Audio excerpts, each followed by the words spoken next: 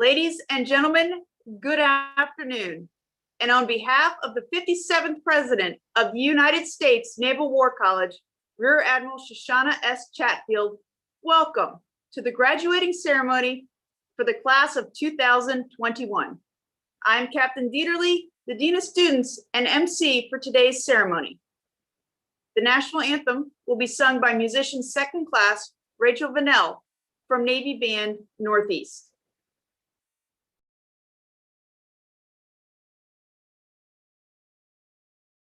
Oh, say, can you see by the dawn's early light what so proudly we hailed at the twilight's last gleaming, whose broad stripes and bright stars through the perilous fight o'er the ramparts we watched were so gallantly streaming, and the rocket's red glare, the balls bursting in air, gave proof through the night that our flag was still there. Oh, say does that star-spangled banner yet wave o'er the land of the free and the hope of the brave?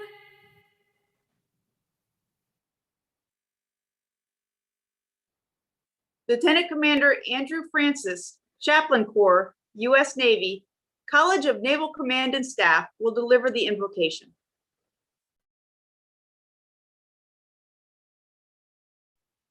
Let us pray. Psalms 84, 14 and 15 says, "With all my heart, I thank you. I praise you, Lord God. Your love for me is so great that you protected me from death and the grave."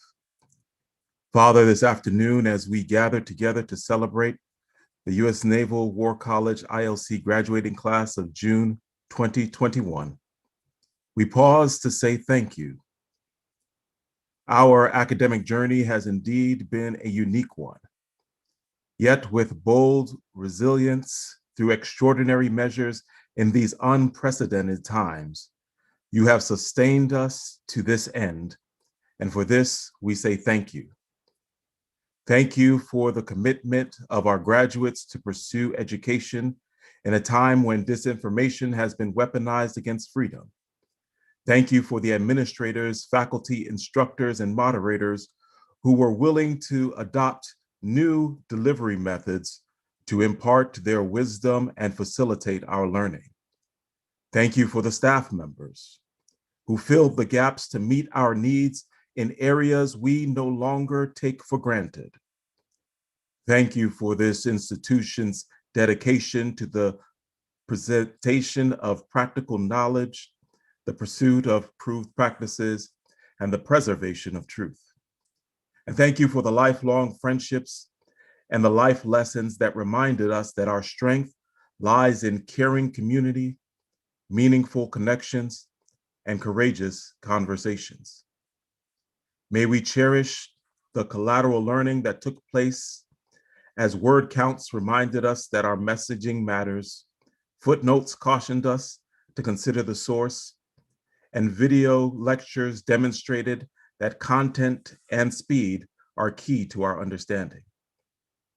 Finally, we thank you for recalling to our mind the blessing of family. Some have grieved losses and others have celebrated births during our time here.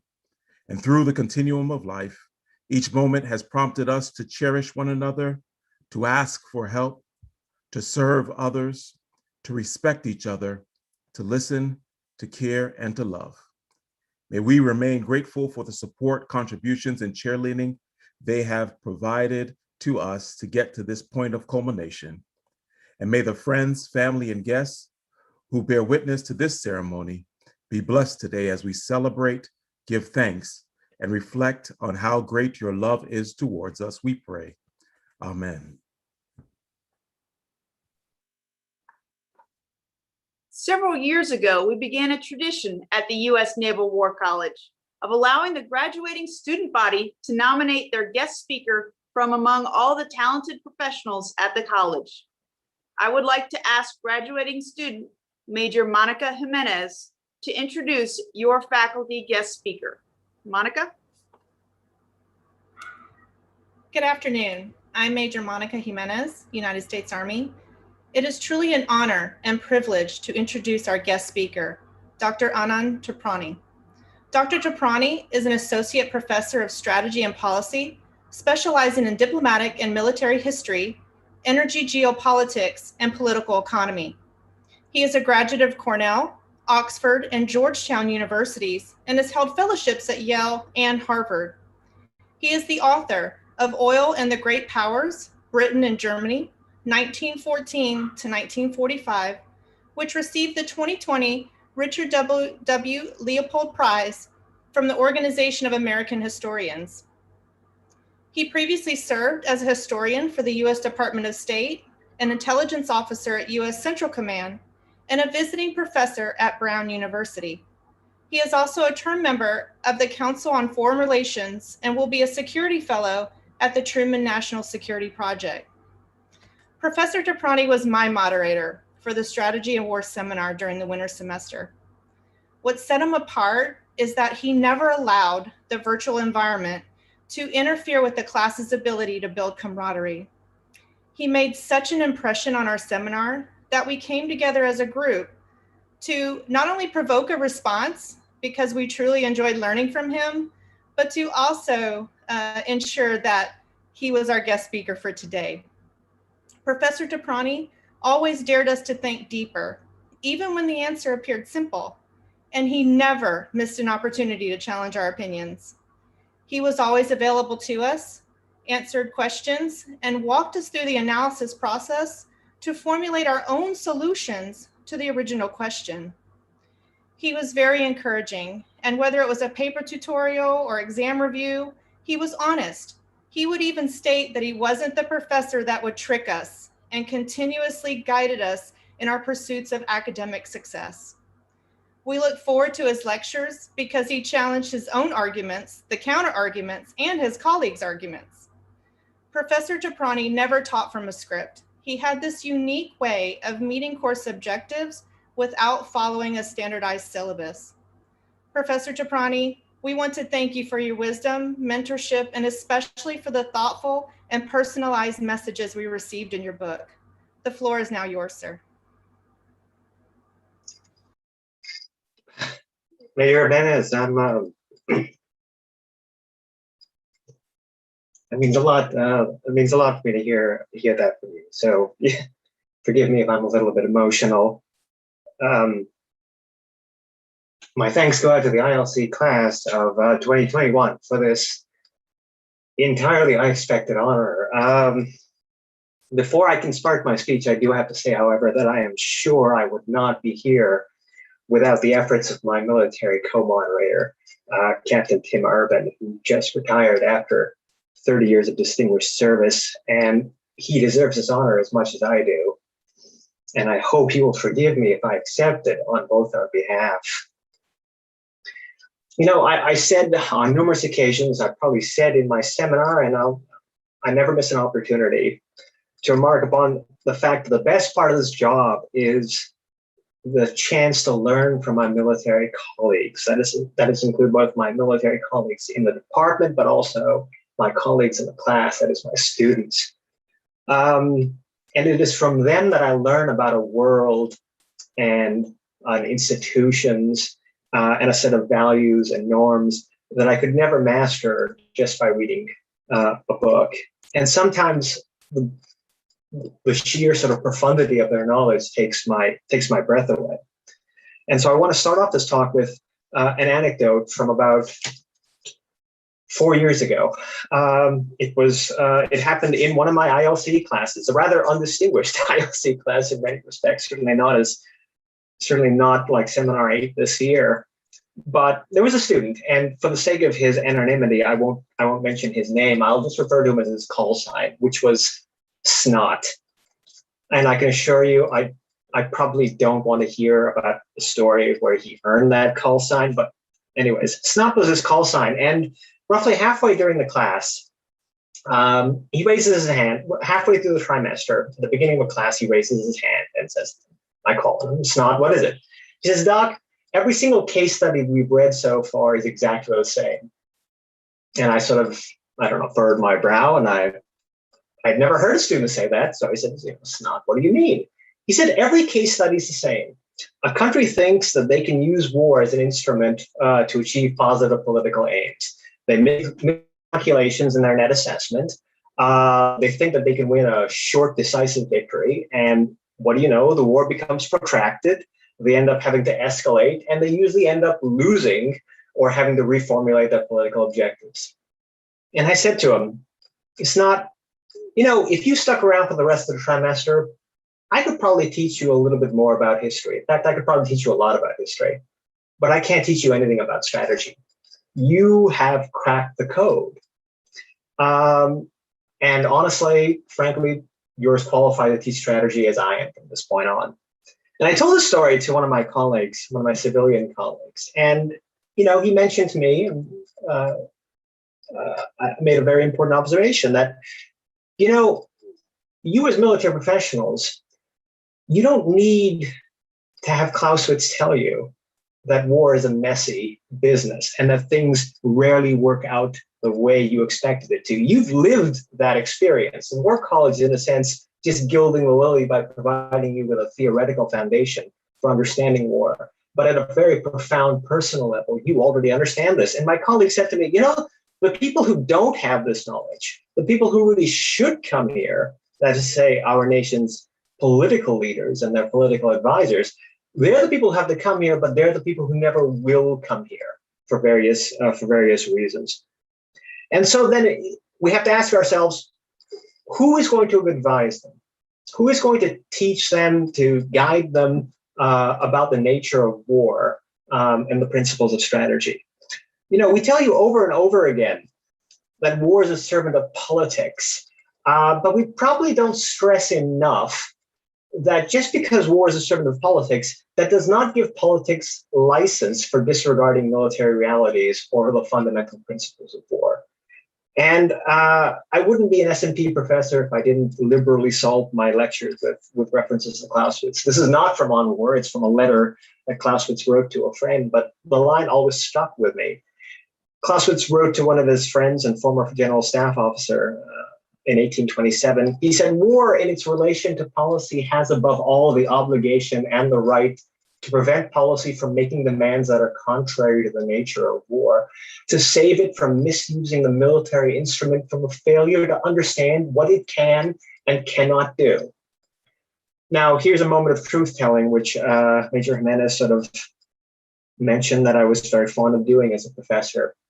It's very unlikely, I'm sorry, it's very unlikely that many of you will become national level strategic decision makers. And that's not because of a lack of ability. That's just because of the vagaries of our promotion system and the luck that is involved when it comes to promotion to those levels.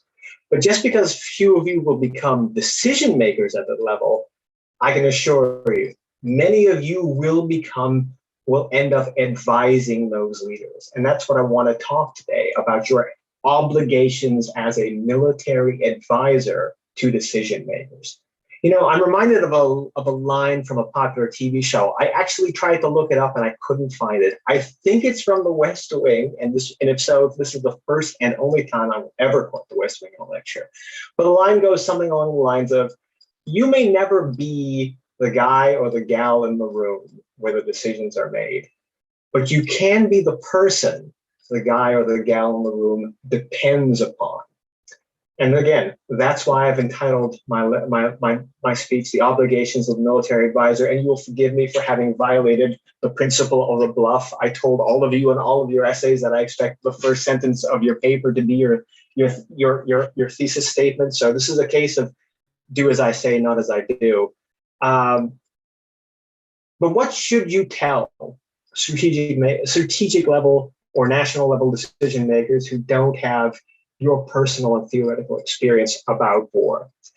Well, obviously, the first thing is, the point I raised initially. War never turns out the way you expected, no matter how much planning you do. So you had better be willing to reassess constantly.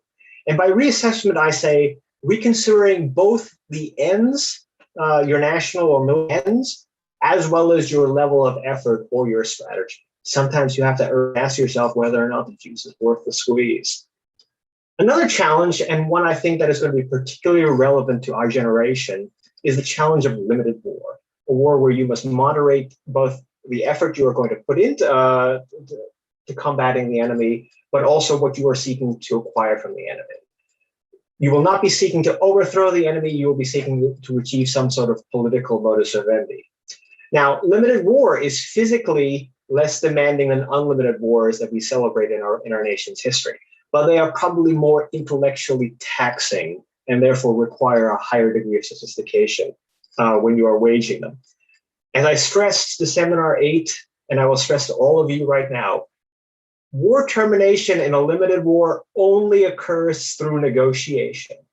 And if it can only occur through negotiation, the link between military operations and political outcomes must be crystal clear, as well as the integration of military strategy with grand strategy and other national lines of effort. I reached this sort of insight because of a quote that one of my military colleagues drew to my attention.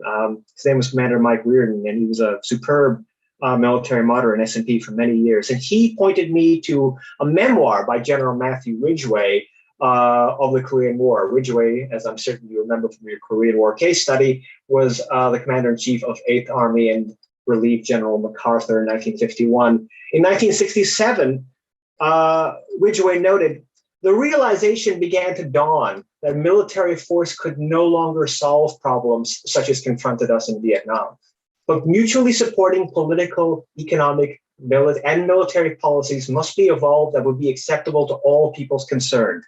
It became clear, too, that policy could no longer be formulated by the White House alone, or by the Department of Defense, or by the Defense Department, that neither civilian statesmen nor military professionals working in separate compartments could by themselves lay down the lines that would give direction to our intercourse with other sovereignties.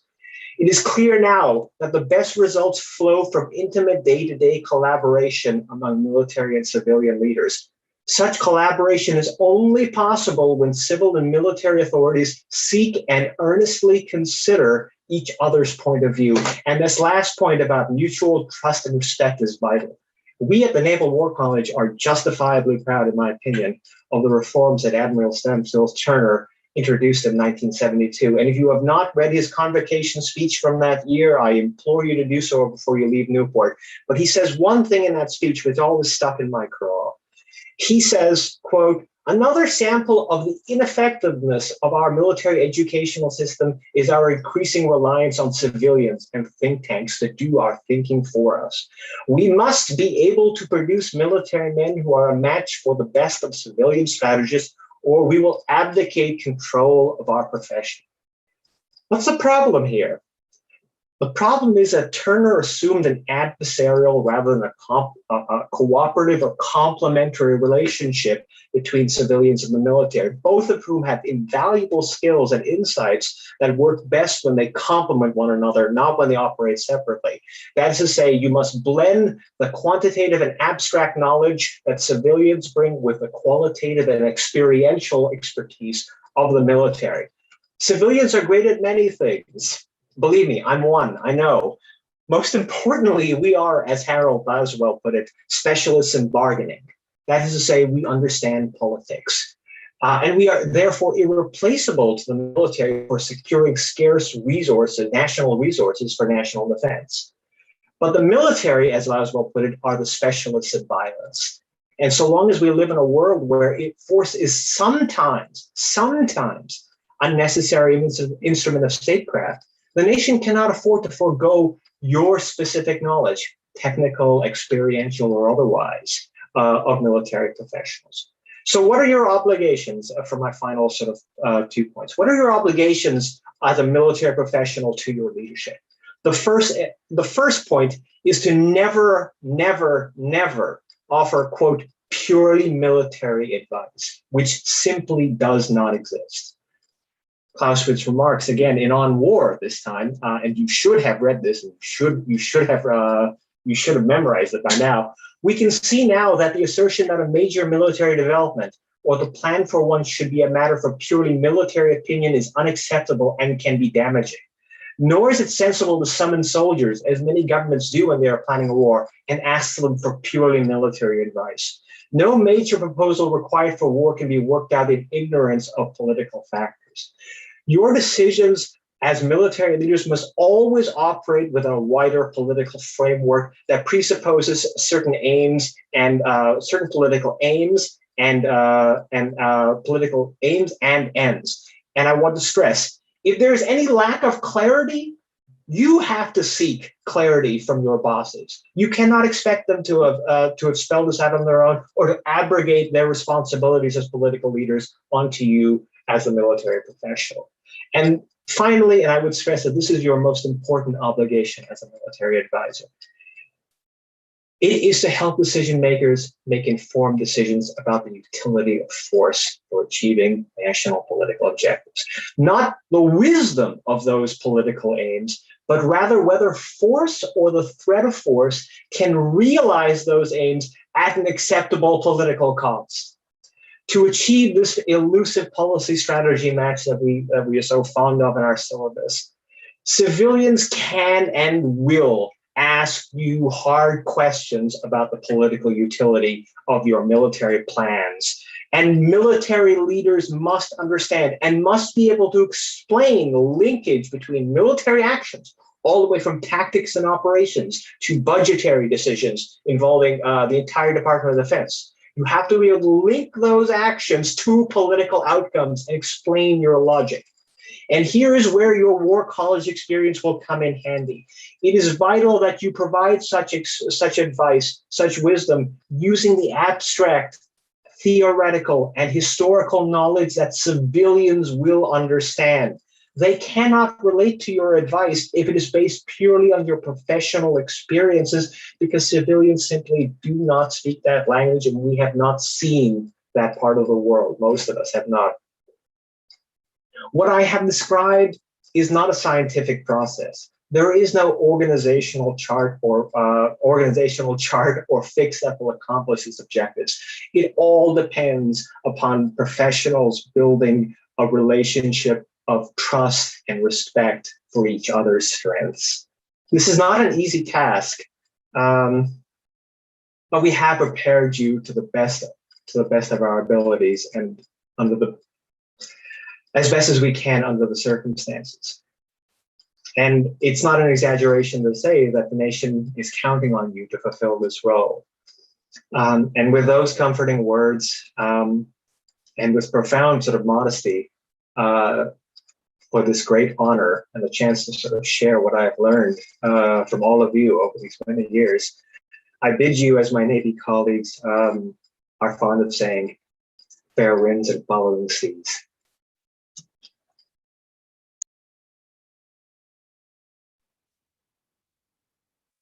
Thank you, Dr. Teprani. On behalf of the student, staff, and faculty, I thank you for your comments and your ongoing contributions and service to our country. For each graduating class, one student is selected for recognition as the Navy League's William S. Sims Award. Recipients of this award are chosen based on their outstanding achievement across a spectrum of disciplines, including academic performance, participation in Naval War College activities, participation in civic and community activities, and promotion of armed services in the public interest. For the intermediate level college, the William S. Sims Award for the Distinguished Graduate is presented to Major Michael Harper, United States Marine Corps. Major Harper finished number 1 of 189. He was the academic rep for TSDM and seminar leader for JMO. He served as community group leader at Evangelical Friends Church in Middletown. He provided mentorship through several virtual and in-person meetings to 2 recent Navy OCS grads. He served as a panelist for the Naval Academy's 2021 Marine Aviation panel and served as the Marine Aviation representative during the Naval Academy Prep School 2021 community briefs. We'll now give Major Harper a few moments to address his fellow classmates and graduates. Thank you, ma'am. Good afternoon, ladies and gentlemen. So just when I thought I had spoken on Zoom for the last time for what I had hoped to be for a while, I found out I was going to have to click the unmute button one more time. And as was usually the case during seminar of the past year, I have to follow up somebody who just said something way more profound and insightful than I will. So thank you, Professor Toprani. So here we go. So first, I just want to say that it's extremely humbling to be speaking to such an impressive group of people that I've had the privilege to learn from and alongside, especially my international and civilian classmates. It has been an absolute pleasure. Next, I just want to say again, on behalf of everyone who's graduating today, thanks to all of our families who supported us over the past year, whether it was letting us hole up somewhere in the house for most of the day while we study. As an aside, there was a WWE match going on next door while Professor Toprani was talking that is magically silenced. So thank you. Or you just patiently listen to us while we unload at the end of the day about having to read the winding musings of Clausewitz or the confusing and arcane diction of Mahan, or simply the sheer volume of Professor Vigo's writings. So I also want to thank the faculty that did everything they could to make this a rewarding and beneficial experience, despite all the challenges and limitations that were imposed on us. And to the faculty, may this be the last time that you have to do a virtual resident graduation. So that brings me to my last point. Obviously, this was probably not the Naval War College experience that we had hoped for when we found out we were selected to come here. But I think the silver lining in all of this is that it really forced us, students and faculty alike, to adapt in some significant ways. And as Professor Toprani mentioned or alluded to, one of the major themes from our studies is that war is not a static event. It's a dynamic process of interaction between belligerents. And you don't get to choose what the enemy imposes on you. So you have to alter your plans, perhaps your strategy to accomplish the objective. Well, I'd argue that having to completely alter our expectations, get to know one another through sharing GIFs and memes on various messaging apps, mastering the art of the related but wildly tangential sidebar conversation in the chat during class, and otherwise just making do with what we're given. It's a pretty good way to exercise this muscle of adaptability. And that'll be important as we go forward, as we know from our studies. It wasn't always pretty or enjoyable, but we got it done and we're better for it. And somewhat paradoxically, I think the mainly virtual experience has actually brought us together in different ways. So even if many of us haven't met one another in person yet, when we finally do someday, we'll have a few extra things to laugh about. Like one might say the flexibility of dress afforded by the virtual environment. Just kidding. But seriously, I mean, not me, but never mind. I digress. So may we all carry forward that same spirit of adaptability and togetherness as we head back out to face the challenges that we see across our world. In closing, I just want to say to my fellow classmates, congratulations, fair winds, following seas, and Semper Fidelis. And yes, that last part was a haiku for my friends in JMO Seminar 2. Thank you. Thank you. Beyond the requirements for graduation, certain individuals have distinguished themselves through academic excellence.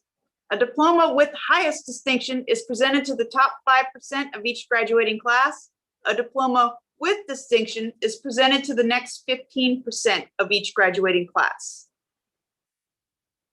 Rear Admiral Chatfield, I have the honor to present the United States Naval War College class of 2021. They have been thoroughly examined and approved by the faculty. By the power vested in me by the Congress of the United States, the Chairman of the Joint Chiefs of Staff, and the New England Commission on Higher Education, I confer upon you the appropriate degrees, and diplomas from the United States Naval War College with all the honors, rights, and privileges pertaining thereto.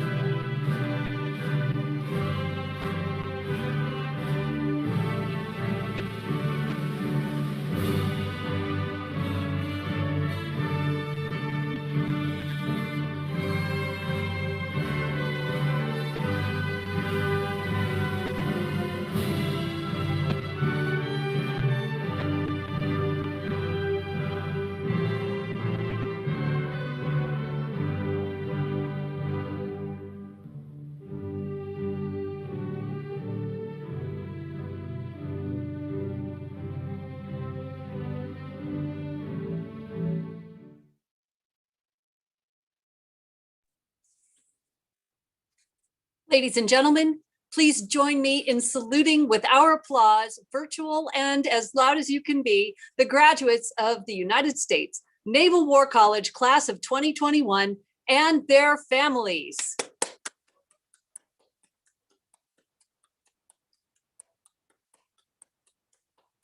I don't know if you can hear that, but that's the Dean of Academics on the other side of my wall cheering for you.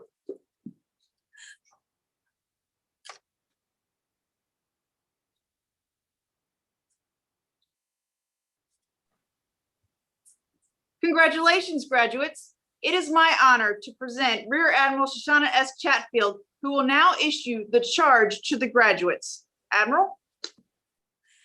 Thank you.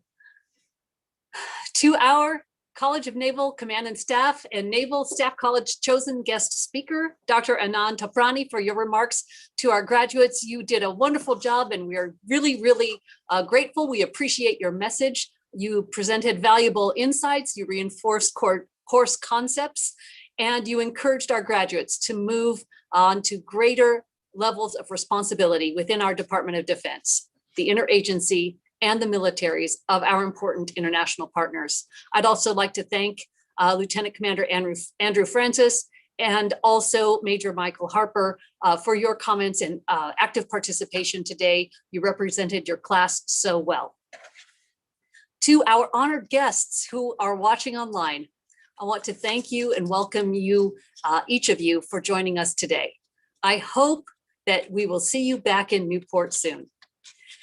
To the Naval War College Foundation, their Chief Executive Officer, Mr. George Lang, the foundation staff, and all of the community-minded foundation members, thank you for your generous gifts.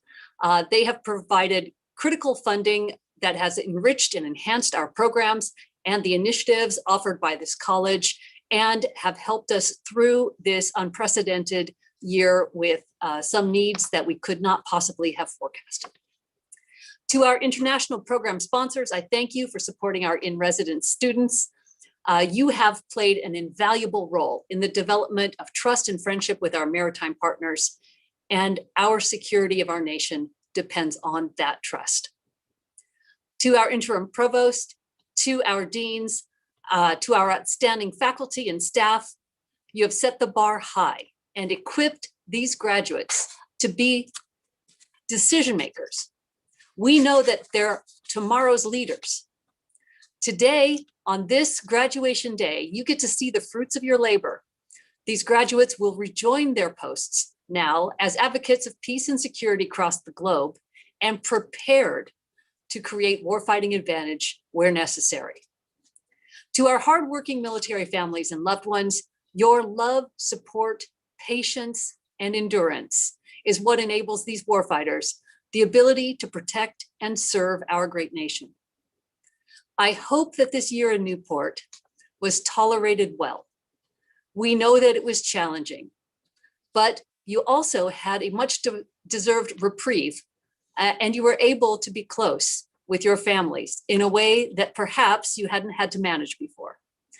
Thank you for supporting your service members through it all, and thank you for all you do on behalf of this great nation and your nation.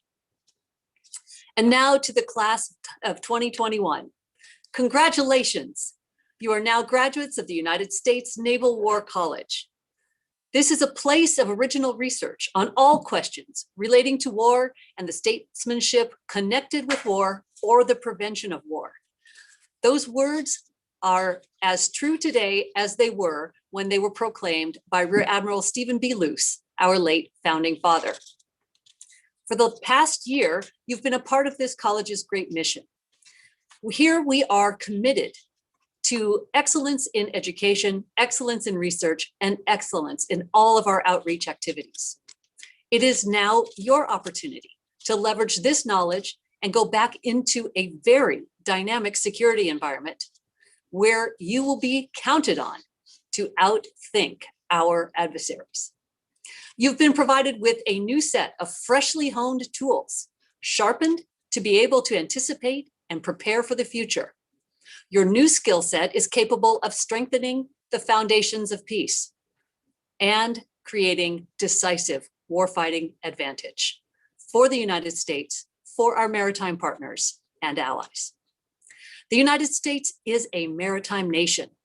Our security and prosperity depend upon the seas. The world is changing at such a rapid pace, so we cannot remain stagnant. Our former Secretary of the Navy, Kenneth Braithwaite, stated, "Our rules-based international order is once again under assault. We must prepare as a unified naval service to ensure that we are equal to the challenge." We saw in this past year, our maritime service chiefs have committed to working together to, quote, "build, lead, and advance a rules-based international system through shared commitments with our allies and partners," unquote. Graduates, you are being asked to synchronize your capabilities and capacities while building a strong worldwide network of maritime partnerships, united in a common purpose and a relentless drive to anticipate, think creatively, and be leaders through change. Your careers as service members have been filled with unpredictability and momentous change, a dynamic reality that our senior leaders see also as an opportunity for continuous learning. This learning is a key strategic enabler to the success of our fighting forces, to the success of our interagency, and to the successes of our international partners. This investment into your education is a direct investment into gaining warfighting advantages and advances at sea. Our soldiers, Marines, sailors, airmen, guardians, and Coast Guardsmen are our most important element of this warfighting advantage. Every one of our service members brings different and special contributions to our teams. Cultivating a high-performing and innovative workforce built on the foundation of diversity and inclusion starts at the top, and it needs to be carried out by you, our frontline leaders. You will set the example and hold the standards high among the ranks. In order to create a top warfighting performance, you must tap into the energy and capabilities by valuing and integrating individual perspectives, ideas, and contributions. This type of inclusive leadership will cast new light on challenges and obstacles and enable naval teams to maximize their potential. My charge to you as you head back to your operational positions throughout the world is to pack up this education, these experiences, and these relationships into your sea bag and utilize these new tools to analyze how we fight, how we frame problems, how we develop and assess solutions, and how you will go about building winning teams. Your academic year here in Newport is only a small slice of the continuum of learning that will take place throughout your careers. You must continue investing energy into personal and professional development, not just for yourself, but for those you lead. And please don't be content to sit back and be comfortable with just this experience and this knowledge. You must press to the edges of your understanding, seek opportunities to collide with, interact with, and learn from people whose specialties and viewpoints differ from yours. That is where innovation and integration will occur, and that is the key to our future success.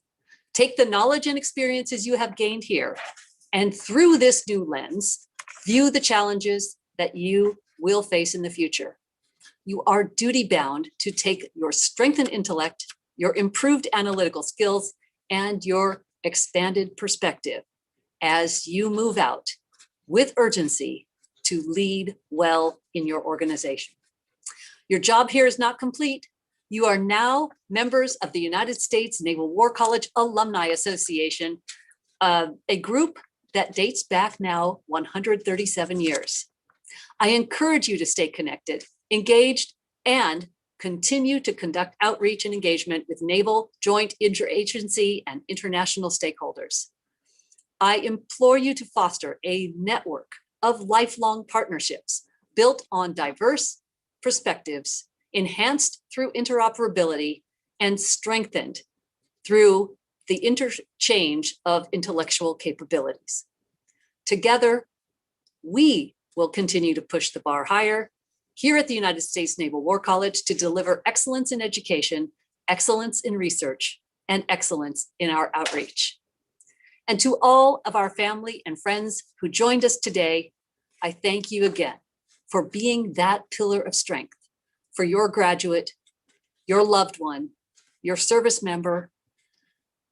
Thanks you for being here. We can't do it alone. And that support of our family, our friends, and our networks is what gives us the strength, the motivation, and the endurance to persevere. Graduates, I wish you all the best as you look forward to your journeys away from this institution. Bravo Zulu on your accomplishments here. You go with our combined faculty, staff, our congratulations. We're so proud of you. Good luck in all that you do.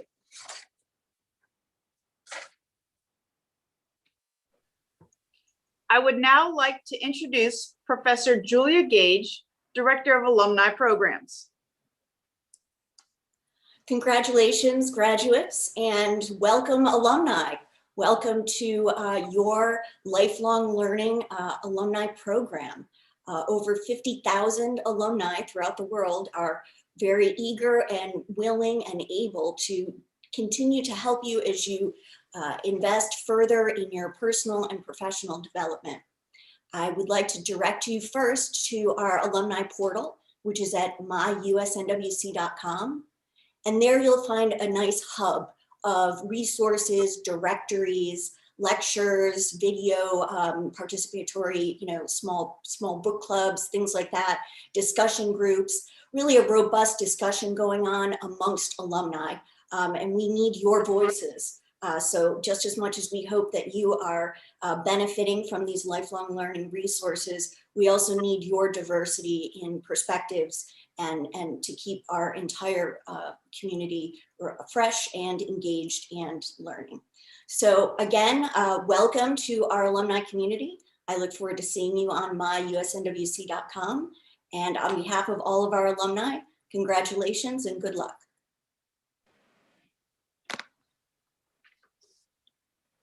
Ladies and gentlemen, we will now enjoy the service songs of our nation's armed forces as we celebrate the achievements of this remarkable and resilient group of graduates. The songs will be accompanied by candid photos from throughout the past year, as well as some surprise shout outs.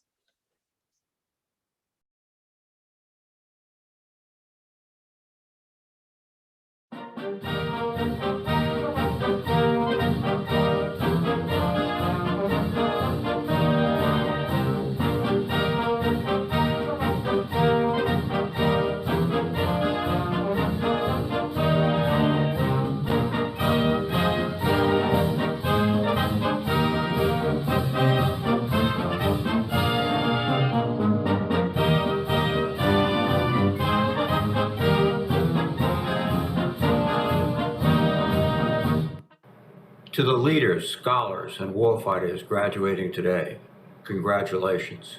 You have achieved an enormous accomplishment from one of the most distinguished institutions in the world, and you should be proud. The strength of our national security is not just ships and hardware, it's also our intellectual firepower. You have proved that over the last year, and I'm humbled to know that leaders such as yourselves are on deck to guide us forward. I offer you my congratulations and thank you for your continued service.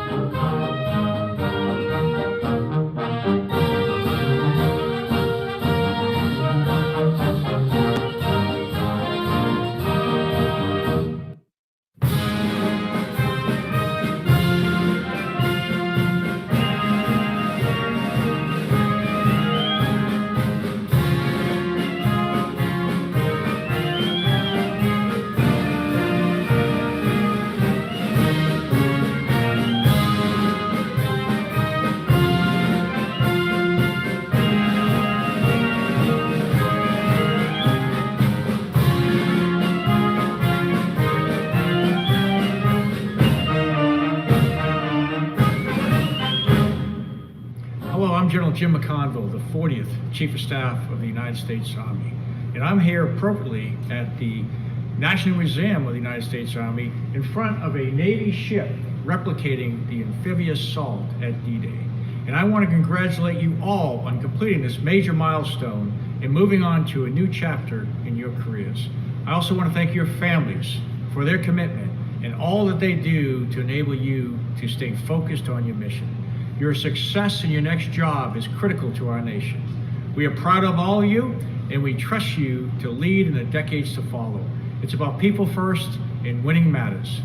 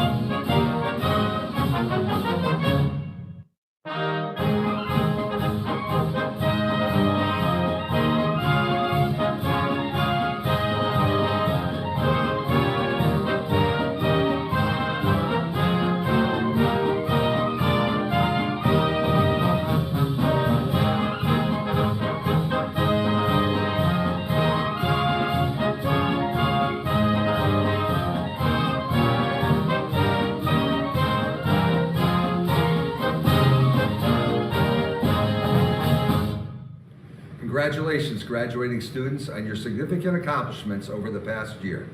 I want to send a special shout out to the 7 Coast Guard officers who are graduating as well. Bravo, Zulu. You can be sure that despite these unforeseen circumstances with COVID-19, you'll look back on your year at the Naval War College with fond memories. You have developed personal and professional relationships with your classmates, and you have significantly increased your critical thinking abilities. You have learned the theory of the operational level of war, leadership skills, and professional ethics, and you have engaged with your fellow international officers, developing relationships that will last a lifetime. So keep those business cards up to date. You never know when you'll need to call on one of your fellow classmates in the future. Best of luck in your future endeavors.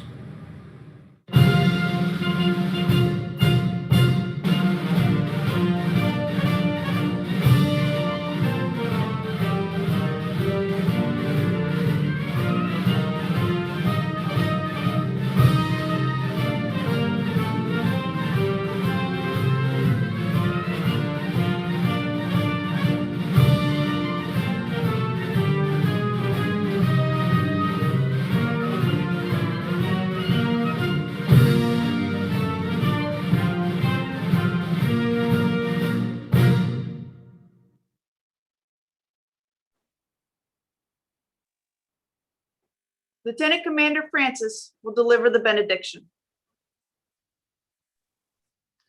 Let us pray. As we have witnessed this tradition of recognition with a rich history of scholarship, leadership, and service, may we purpose within our hearts to continue in this legacy, upholding integrity of character and forging a more hopeful future. Until we study war no more, may the Lord bless you and keep you as you seek to bring life to a dying world. May the Lord surround you and protect you as you pursue harmony in the midst of war, conflict, and strife. May the Lord smile upon you and be gracious to you as you let your light shine to dispel evil's darkness. And may the Lord look on you with favor and give you love, joy, and peace. Yes, everlasting peace, even in the midst of a pandemic PCS. Never-ending joy as laughter fills your home and friendships fill your heart. And eternal love as the giver of life reminds you that unconditional love will never give up, never let go, and never surrender. Amen. Ladies and gentlemen, this concludes today's ceremony. We thank you for joining us.